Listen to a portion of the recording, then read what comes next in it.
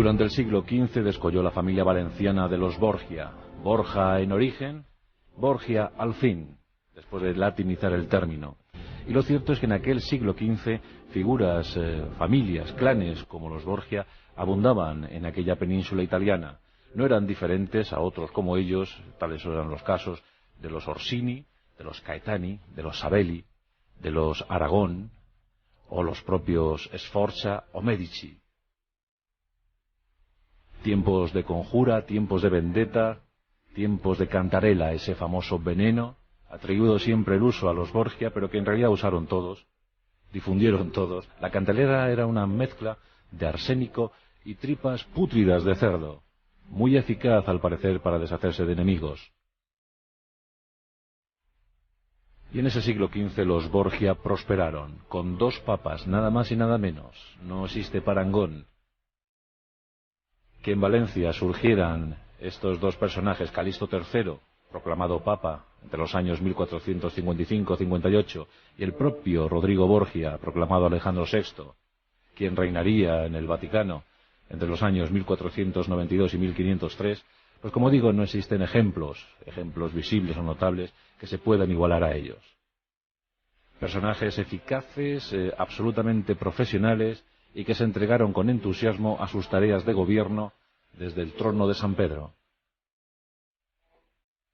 Por entonces, en ese siglo XV, la costumbre más extendida de gobierno era el nepotismo, esto es, colocar a los sobrinos, colocar a los familiares, a los amigos, personas que iban a ejercer influencia sobre el pontífice, un hombre en realidad muy solitario. Y por supuesto, siempre que llegaba un pontífice a lo más alto del Vaticano, pues de inmediato sus hijos, que a nadie extrañe que esto sea así, sus hijos, estaban junto a su padre, estaban junto a él. Hoy hablamos de César Borgia, acaso el más luminoso de todos los hijos que tuvo Alejandro VI, y no menos de 8 vástagos se contabilizaron en torno al pontífice valenciano, al cuarto y último papa español que estuvo en Roma.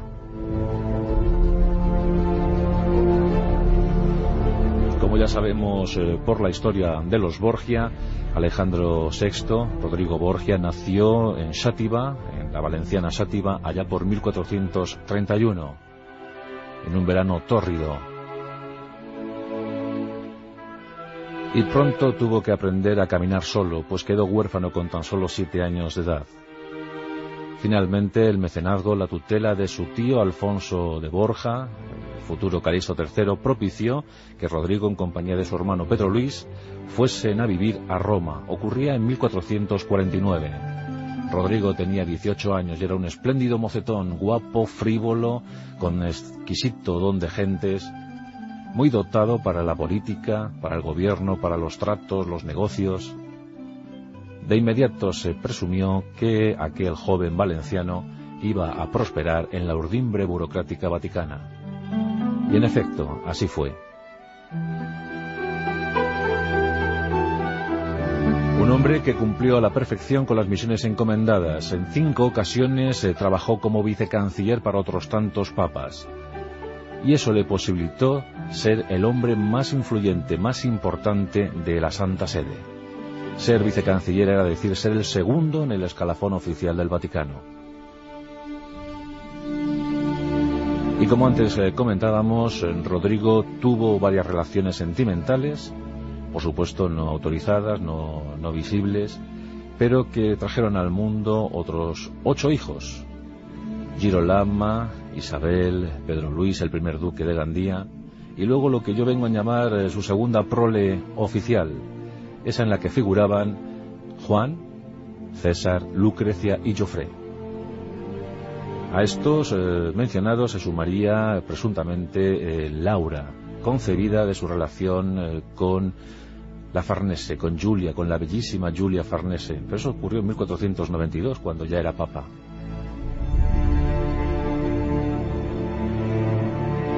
Nos centraremos en la figura de César Borgia, segundo filogenético de esa segunda prole oficial del Papa Alejandro VI. César vino al mundo en Roma un 14 de septiembre de 1475. un año después de lo que hiciera lo propio su hermano Juan. Siempre se ha comentado que César era el primogénito, pero esto en realidad no es así. El primogénito de esa segunda prole era Juan, Giovanni, el segundo duque de Gandía. Y esto facilitó que Juan fuese el elegido por su padre para ser gran gonfaloniero, esto es, comandante en jefe de los ejércitos vaticanos, y futuro heredero, futuro gestor de toda la administración, de todas las posesiones, de todo el patrimonio Borgia. Un merecimiento, desde luego, pues yo creo que de alto honor, de gran distingo, pero que enervó el ánimo de César, porque César había sido llamado para otra cosa, no para la Iglesia como pensó su padre. Fijaos que César, siendo muy joven, ya tuvo que asumir, en 1491, la facultad de ser obispo de Pamplona, un año más tarde, arzobispo de Valencia, y uno más tarde, en 1493, al fin, con 18 años, fue nombrado cardenal. Demasiado para un joven fogoso, lleno de ímpetu, de vigor y de ganas de afrontar la milicia, de cabalgar por los campos de combate, de enfrentarse al enemigo en dura batalla. Pero esto en principio fue negado para el joven Borgia. Su padre, en su secreta ambición, pensaba instaurar un reino independiente en el centro de Italia, acaso ya soñando también con la unificación italiana, 3 siglos y medio antes que los propios Cavour y Giuseppe Garibaldi. Ese era el deseo, el íntimo deseo de Alejandro VI, que los Borgia perdurasen como estirpe en aquella Italia renacentista.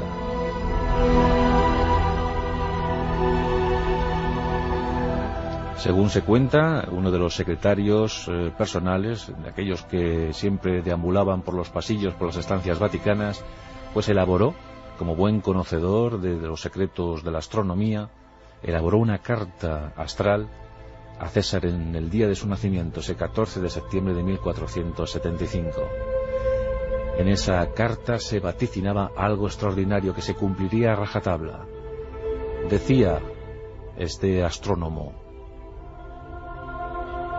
metido en lides astrológicas, porque por entonces estas cosas que caminaban de la mano, pues decía este astrónomo astrólogo: tendrás una vida fulgurante.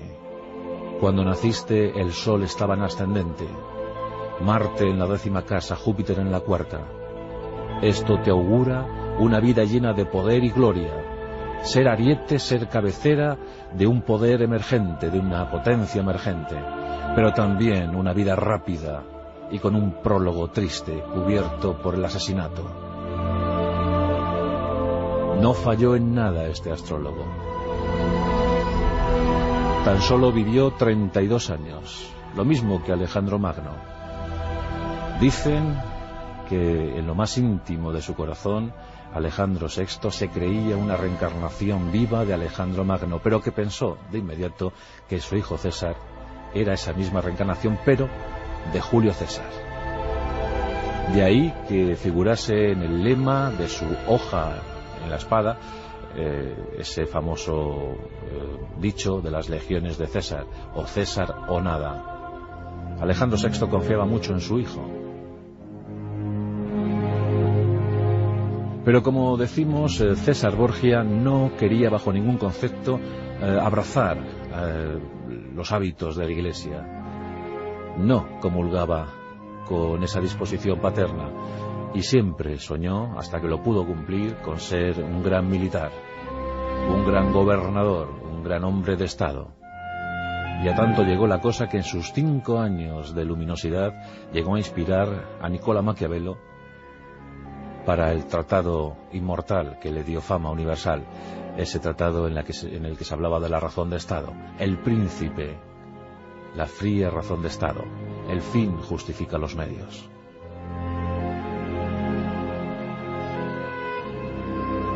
En 1486, cuando César Borgia contaba apenas 11 años de edad, fue destinado a la tutela de Adriana de Milá, una prima lejana del Papa, la cual se encargó de instruir a César Borgia y a su hermana pequeña Lucrecia. Por entonces tan solo tenía 6 años Lucrecia.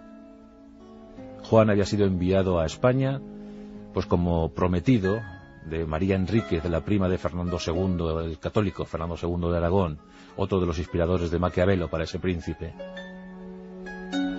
Por tanto, con Juan en España, César y Lucrecia en el palacio de Adriana de Milá, y el pequeño Joffre todavía con su madre, Vanocha Catanei, el alter ego intelectual de Alejandro VI, la amante oficial, la sempiterna mujer del Papa, la única posiblemente que entendió en la intimidad a Alejandro VI, pues con ella quedó Joffre, mientras que César y Lucrecia, acaso los más famosos, los más renombrados por la historia, pues fueron instruidos por Adriana de Milá. Más tarde, con tan solo 14 años, la lucidez, la inteligencia de César propició que su padre le inscribiera en la prestigiosa Universidad de Perugia, donde realizó estudios de Derecho Canónico.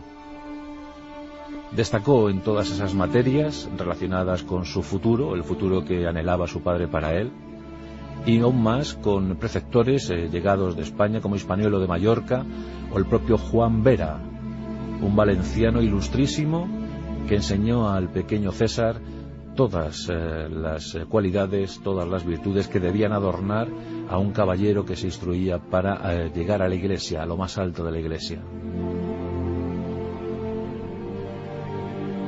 De Perugia pasó a Pisa, a la Universidad de Pisa, donde completó su formación teológica, y mientras tanto en 1491 era nombrado con tan solo 16 años, faltaban 2 días para que cumpliese los 16 años de edad, pues fue nombrado ya obispo de Pamplona. Esto le procuró pingües beneficios, magros ingresos, pues entonces los episcopados, los arzobispados daban mucho dinero a aquellos que fuesen sus titulares. Y de ese modo se fue formando, fue creciendo César Borgia. Lo que no le impidió, lo de ser obispo de Pamplona y después arzobispo de Valencia, eso no le impidió pues vivir como un seglar. Había heredado toda la mundanidad de su padre y le gustaba mucho pues festejar cualquier evento. Desde luego que era un joven atlético, de una formación corporal excelente, era de un rostro agraciado, pelo castaño y bueno, pues muy curtido en las prácticas atléticas. Le gustaba, por ejemplo, para exhibir su fuerza, romper lanzas con sus propias manos, cabalgar a lomos de equinos hasta la extenuación de los mismos y bueno, pues participar en deportes, lances, torneos.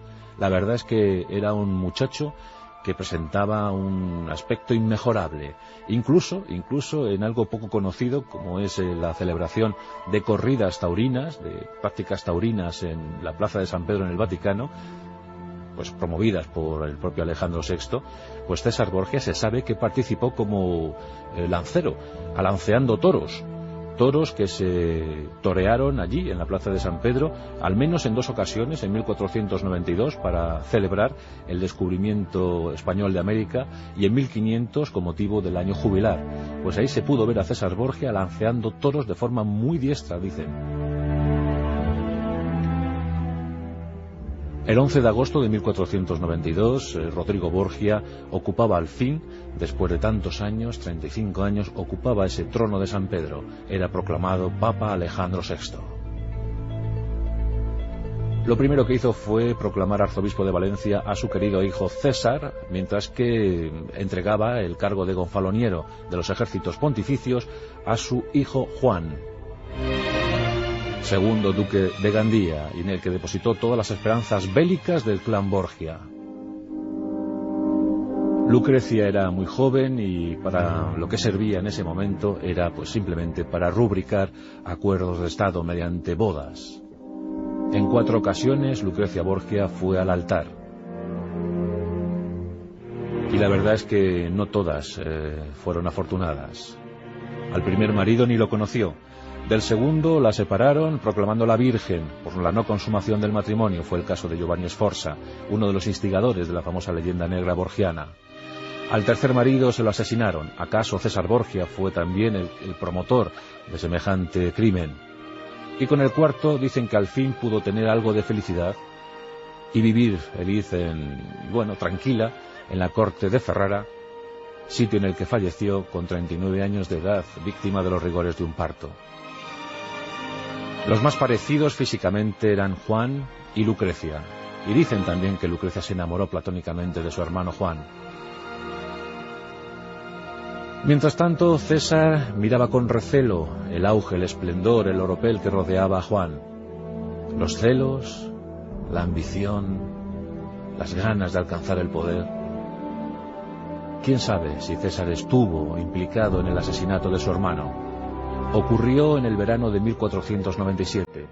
El segundo duque de Gandía apareció flotando en las aguas del Tíber, del río romano.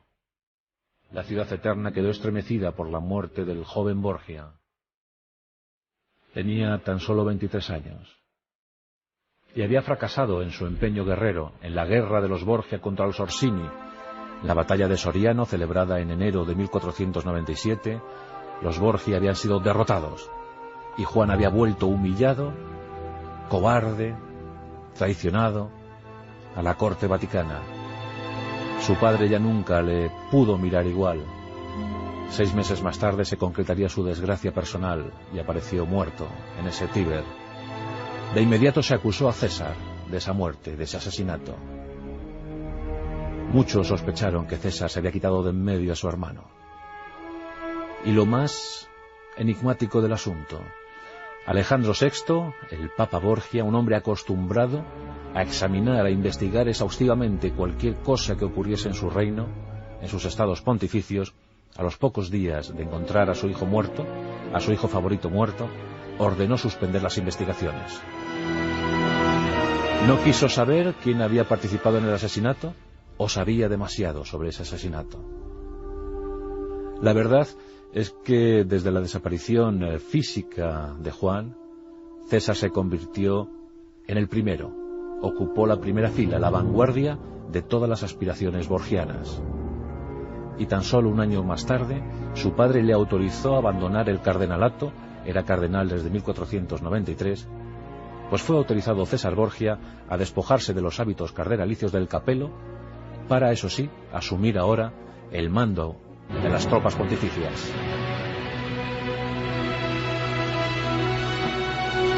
César había tenido ya algunos vaivenes guerreros en el propio año 1495, cuando se dio la invasión francesa de Italia, aquella expedición protagonizada por Carlos VIII. Carlos VIII tenía pretensiones, aunque no era aspirante oficial, pero tenía pretensiones sobre el reino de Nápoles y lo quiso ocupar. Y en ese tiempo de zozobra para el Vaticano también, el propio Castillo de Sant'Angelo, el bastión defensivo del Vaticano, fue rodeado por las tropas francesas. Roma vivió momentos de incertidumbre.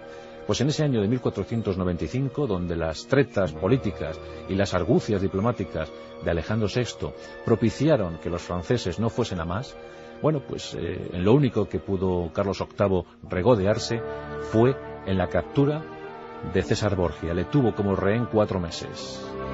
Pero finalmente abandonó la cárcel, siempre había sido escurridizo, y gracias a su condición física pudo escapar, pudo zafarse de los enemigos franceses y huir. Bien, pues ahora ya en 1498 comienza realmente la época de esplendor para César Borgia. Van a ser 5 años intensísimos.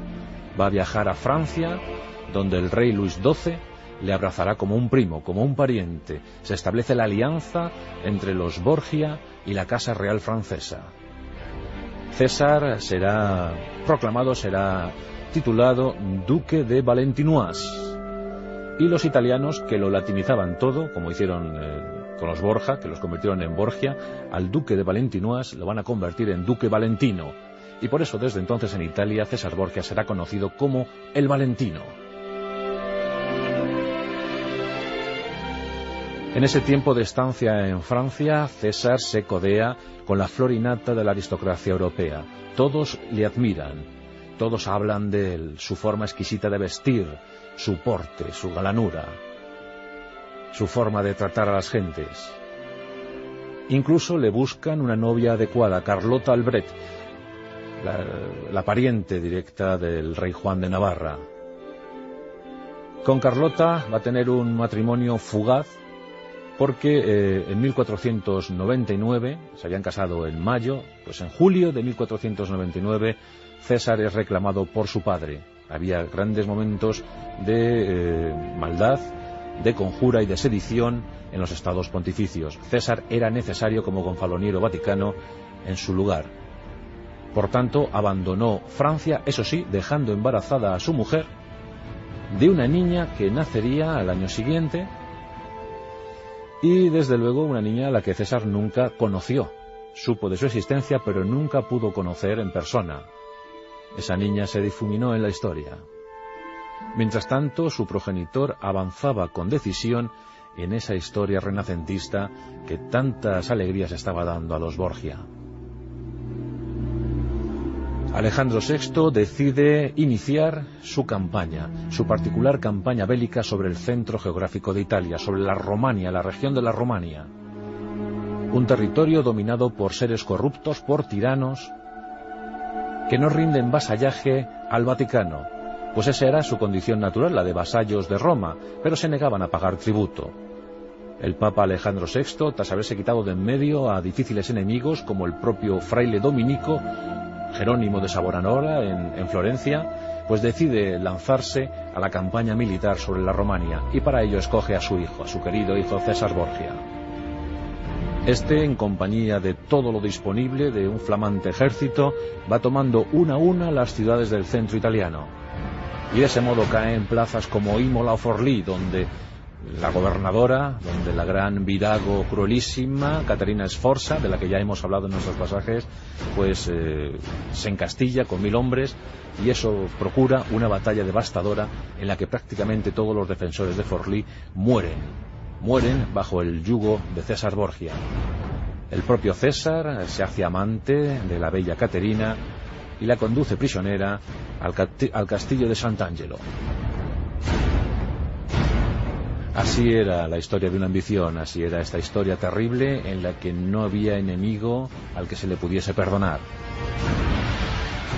Pero César, en 3 campañas sucesivas, se confirma como un magnífico gobernante, recibido en loor de multitudes en estas ciudades que él va liberando del yugo de los tiranos, y consigue ser aclamado, admirado, querido. Un hecho poco difundido a posteriori, pero que desde luego llamó la atención. César era un gran administrador público, un gran político, y supo impartir justicia, dictar leyes equitativas para sus súbditos, para sus gobernados, dio pan a los que tenían hambre, y persiguió con valentía a los que infringían la ley. César será recordado en la Romania durante generaciones como modelo de gobernante, y eso es precisamente lo que inspira a Nicola Maquiavelo. Le conoció en 1502, casi al final de su etapa, de su peripecia italiana, pero desde luego le conoció lo suficiente para tomar los datos precisos a la hora de confeccionar El Príncipe. Y claro, César era el modelo, era la figura imprescindible para esgrimir la razón de Estado, la fría razón de Estado. El fin justifica los medios. El Príncipe sería, desde su redacción, el libro de cabecera para todos los gobernantes europeos de aquella edad moderna, que abandonaba a duras penas el medievo. Y mientras tanto seguían confesando rendida admiración por César Borgia. En 1501 había contratado a un tal Leonardo da Vinci. Este confió en César y le dio sus servicios, brillantes servicios, en calidad de ingeniero militar. Fortificó, edificó, mejoró las infraestructuras del centro italiano. Leonardo da Vinci trabajó codo con César Borgia, su señor. Era un momento pleno en aquellos años. El propio Alejandro VI era el gran mecenas. El primer encargo que recibió Miguel Ángel Buonarroti con tan solo 23 años fue de Alejandro VI, y ese encargo era nada más y nada menos que La Piedad, su obra monumental, su querida obra, la única que lleva la firma de Miguel Ángel. Pero Pintoruccio decoraba entonces las estancias vaticanas, lo que se conocería después como los apartamentos Borgia, 6 frescos magníficos, elaborados gracias al mecenazgo de Alejandro VI.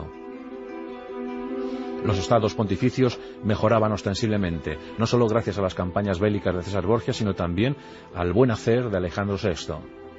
una exquisita administración, mucho lustre para las calles de Roma, una ciudad que era prácticamente solo un recuerdo de la etapa imperial, con 80.000 almas que vivían en un clima insalubre, con endemias permanentes procuradas por los mosquitos, los que transmitían la malaria, con 80-90 asesinatos cada semana en las calles de Roma. Y sobre esa población de 80.000 almas, censadas casi 7.000 prostitutas, que transmitían de forma constante y continua enfermedades venéreas que seguían socavando el ánimo de los romanos.